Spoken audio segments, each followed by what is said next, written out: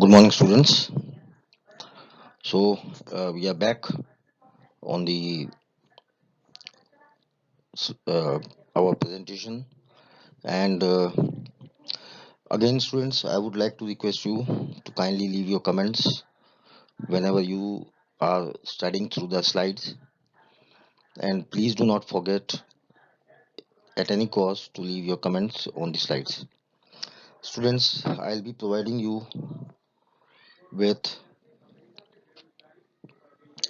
the assignments also with the next slides. The date of submission of assignment would be mentioned on the assignment itself.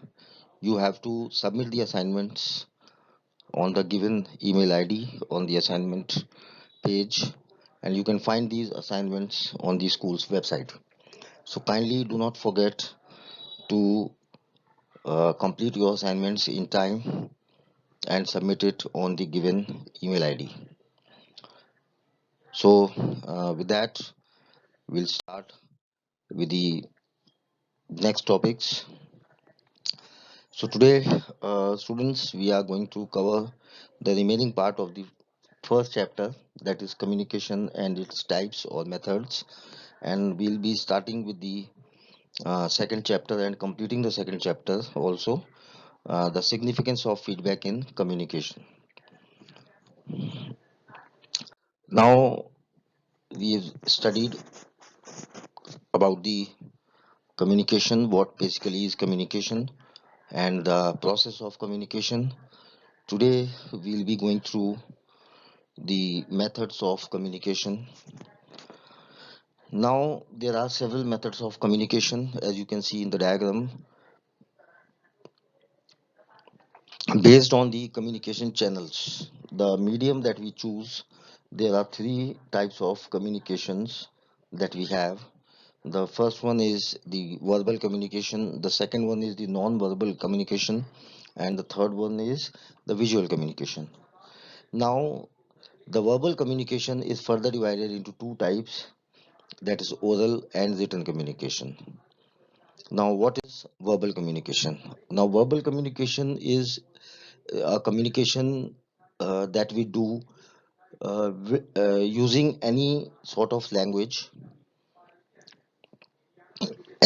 communication language, may it Hindi, English, or any other regional or some country language. So this is counted as verbal language. So this involves the use of language and words for the purpose of passing on the intended message. In general terms, verbal communication means communication in form of spoken words only. But in the context of types of communication, verbal communication can be spoken or in written form. Thus, the verbal communication may be oral or written as discussed below. So, students, the verbal communication could be either in form of oral communication that we speak through our mouth, or it could be a written communication on a paper in black and white. So now, what is verbal communication? That is oral. Now, the oral communication is the communication in which we speak through our mouth using some communicating language. That means we speak some words, sentences, and the communication channel is, you know, maybe a direct channel or an indirect channel. That means it could be face to face communication or maybe through some media, that is, telephone or something else. Now, you could conserve either face to face or over the phone or via voice notes or chat rooms, etc. It all comes under the oral communication. This form of communication is an effective form. Now, the direct communication, that means a communication in an oral form, is also known as a direct communication. Now, written communication. Now, this kind of communication involves any kind of exchange of information in the written form. Whatever the message we intend to convey could also be written in form of email, some text, some letter, reports, SMS, and post on social media platforms, documents, handbooks, posters, flyers, etc. So there are a number of ways to convey the message in a written form. Now, non-verbal communication. Now, in this type of communication, instead of speaking through words using some language, we use some symbols. We do not utter a word, but rather than we use some aids or some symbols or gestures through which we can communicate our message. It could be body language or some tone, some pitch in our voice. So there are a number of uh, you know types of ways to communicate in our language. As you can see in the diagram, there are a number of gestures that you can use to communicate your message. Now, non-verbal communication may include some different types of ways, that is physical non-verbal communication. Now, this is the sum total of physically observable uh, you know things or gestures. For instance, hand gestures, body language, facial expressions, tones of one's choice, posture, stance, touch, gaze, others. So there are a number of ways where physically we can show through our gestures or some other ways what actually we want to convey the message. These are the subtle signals that are picked up as part of biological wiring. For example, if you rest your head on your palms, it will mean that you are very disappointed or angry. So, with the help of gestures, also without speaking a single word, we can communicate what we actually want to convey. Now, paralanguage. Now, this is the art of, you know, while we are speaking. So, this while we speaking, we take a little pause. Whenever we are reading a sentence, we take a pause for full stop. Uh, short pause for a comma, a long pause for full stop, some exclamation mark, or some way of expressing a certain word to give some exclamation. So these are the various pitches and tones that we use to convey some emphasis on a particular word. Then we have the aesthetic communication. Aesthetic communication means any communication or any message that is conveyed with the help of some drawing or an art. So, many people can communicate with the help of drawing or art, and these messages can be quite understood with the help of their drawing by understanding their drawing or art. The appearance. The appearance of a person gives a particular, uh, you know, uh, mm, message. The clothing, the getup of a person, then uh, you know, uh, uh, the the the color of your fabrics, etc. These also convey some messages to the viewer. Then we have visual communication. Visual communication is a communication which we express with the help of some visual aids like drawing, placards, presentations, and illustrations. Like on a road, we could see some traffic signals through which we can understand where we have to turn left or right, or where there is a speed breaker, where there is a school. So there are a number of ways uh, in which symbols are used to convey the message. Then uh, it was all in the remaining part of the chapter 1.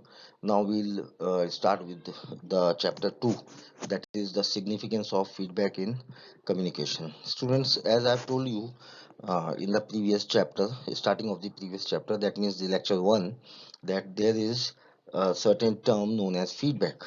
while we are communicating, there has to be some feedback on the you know communication. So what actually feedback is, and how does it help us to improve our communication? As you know that in every presentation or every lecture, in the beginning of the every lecture, I try to convey you that please leave your comments. So your comments would act as a feedback to my communication, that is my lectures. So what is the significance of feedback in communication? Now, communication has been defined as the exchange of ideas, thoughts, and feelings that result in an understanding response.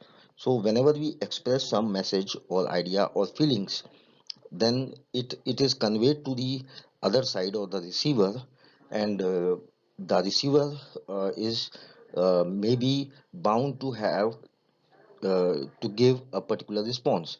Now, what this means is that communication is a two-way process that requires a message to be sent from one party and requires the other party to respond or act in an appropriate way. So basically, the communication process is complete when one party conveys a message and the other party responds to the conveyed message. Now, this response lets the communicator or the sender decide whether the message communication was successful or not. Now, since communication is a two-way process, it goes without saying that feedback becomes an integral part of the communication process. No communication is complete without feedback. That I have already told you, that whenever there is a communication, the communication is considered to be ineffective when till there is no feedback to that communication.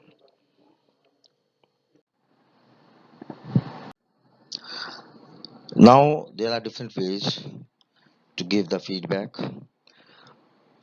Number of ways you can give the feedback. As you can see in the picture, you can give a response, you can give an opinion, you can give a survey, then we can give a comment, rating, result, advice, an idea. So these are several ways through which we can give a feedback to the communication.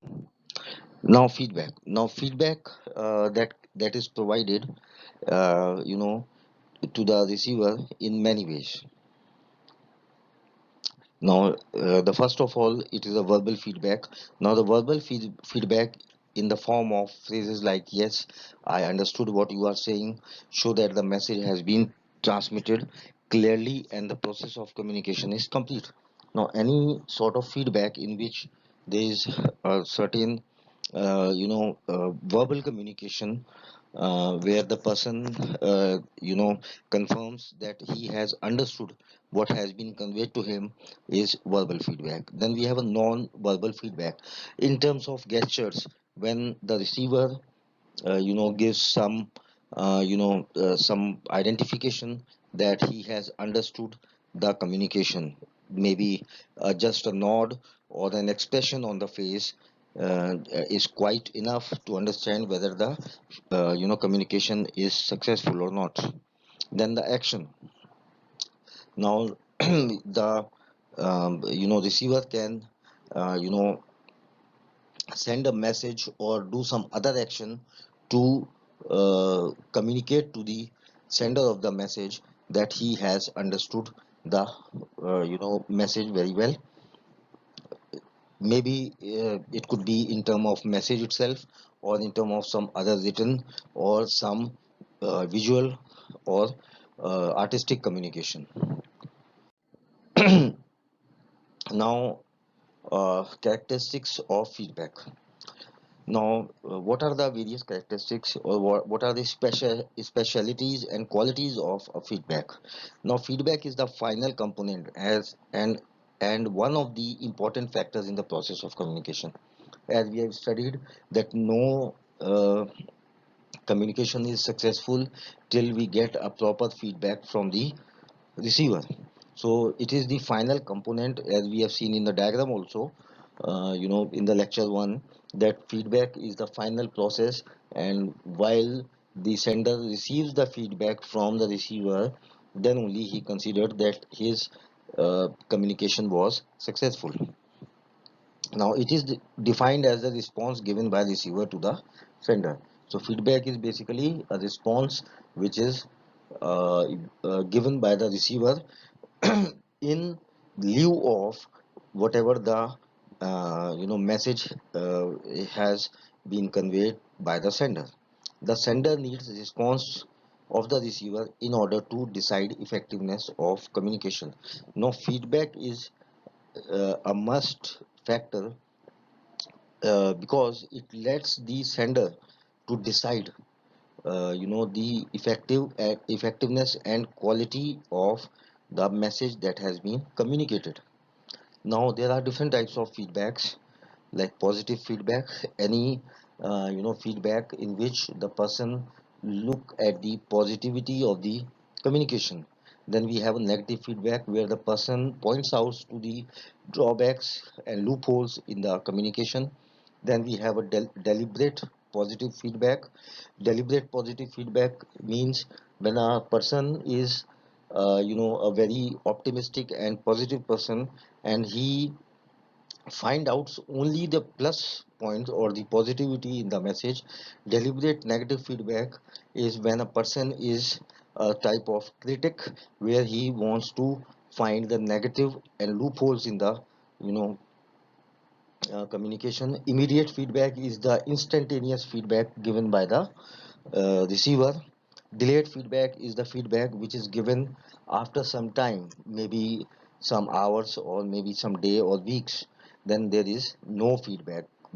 There could also be a possibility when the receiver does not provide any sort of feedback. Now, feedback can be negative or positive. Positive feedback indicates that the sender can continue his communication in the same manner as before.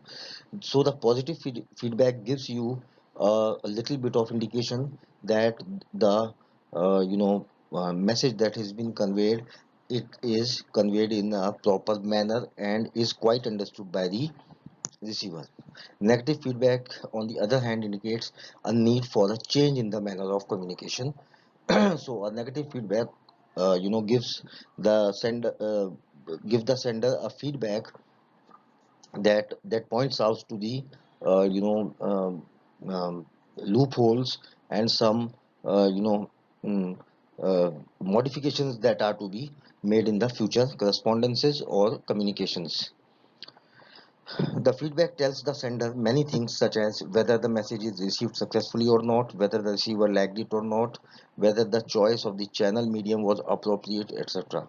So feedback tells many things to the uh, sender, whether the message has been successfully communicated and is well understood by the uh, receiver or not, whether the message has been liked by the receiver or not, and whether the choice of medium of communication, the channel of communication, was perfectly fine or not, or it needs some changes or modifications.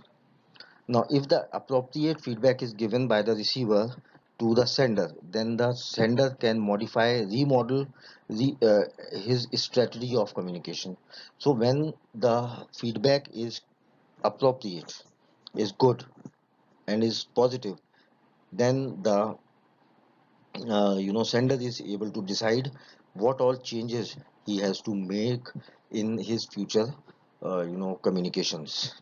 Now, no feedback is also a feedback in itself. So whenever there is no feedback on a certain communication, then it is considered as a feedback itself. It would indicate disagreement or the reluctant acceptance of ideas. When there is no feedback of any kind, that it means the receiver is not uh, you know uh, quite agreeing with the message, or is quite reluctant to accept the message. Feedback can also be verbal or non-verbal, as we have studied also. The feedback could also be verbal and non-verbal too. That means a smile or a written, nod or expression, or saying yes, I have got it, or I have understood the message well, could be, you know it could be of any kind. Now each type of feedback has its own features and messages hidden inside them for the sender. Now every sort of feedback has some message to the sender, as well as some hidden message which should be interpreted by the sender. Now, why feedback is so important? Now, see, the purpose of communication is not just to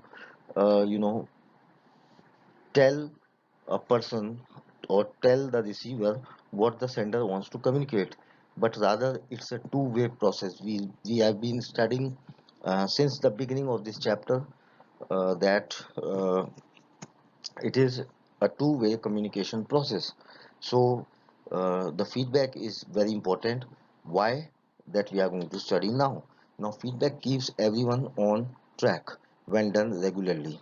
That's beneficial for everyone involved in any type of activities, working on a project, preparing for an event, studying, etc. Now feedback, keeps everybody on track when done regularly. That means a regular feedback gives a person to identify on which track, on which strategy he has to work for future correspondences or messages. Now feedback helps your team avoid major mistakes by creating a clear and honest communication flow during any kind of teamwork. It saves you from the time of correcting someone's work, reduces errors caused by miscommunication to a minimum, and prevents regrets of those who feel like they failed.